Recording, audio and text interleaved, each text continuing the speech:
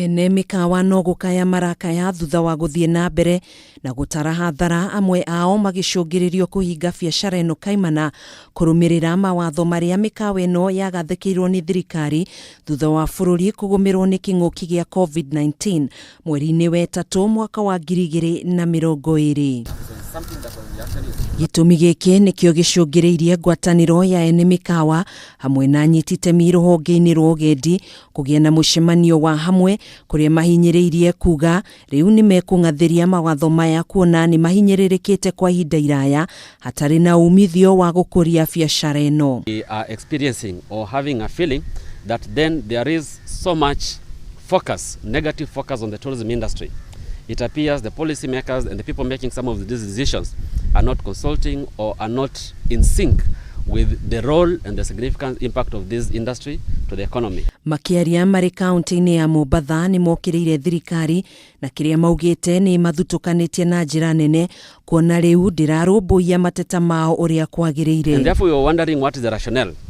what is the reasoning behind some of these directives. Because if they are going to be given haphazardly the way they are being given without any scientific backing, without any engagement, then we feel the industry is being killed, is being pushed to a corner,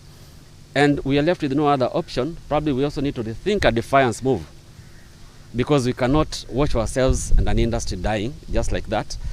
Because then we need to find a way of cushioning the industry and supporting the industry. Oho ni maugite gutire na wigananu hoka ni thirikari kugathika mawatho makung'ethanira na murimu uyu kuri honge itiganite kuria mongereire kuga matingihota guthie na mbere na kurumirira na mbere ya mahetwo ya kuoya gicunji kia 50 hari igana kia andu mikawa-ini ino. We have actually invested heavily in complying with these protocols, and therefore any directives that are given should be able to take cognizance of the investment that has actually happened place, the investment that have actually taken place, and the compliance levels that we have actually put in place. Ngwataniro ino riu ni yuritie thirikari gwetha njira ingi na kihonia kia narua gia kuhingura bururi niguo kugacirithio utonga waguo honge-ini tiganite guku bururi-ini kuona gicunji kinene kia ene mikawa hamwe na aruti yao a wira ni marikitie kwamukira njanjo ya kwigita murimu wa COVID-19. We are very well aware that 2022 is a highly politically charged year,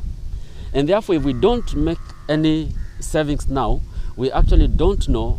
how we are actually going to cushion and run this industry post 2022. Maya mokite thiku imwe tu thutha wa ministry ya ukui kwanirira ngari ciothe cia ukui icokererie gukuaga thio ta mutugo wa hau kabere kwambiriria tariki 9 kiumia twerekeire thutha wa ngirimiti ya uiguano gwikiranirwo gatagati ka ministry ya ukui na anyiti itemi ruhonge-ini rwa ukui muthenya wa ira. Handu-ini ha Kameme TV njitagwo Gathoni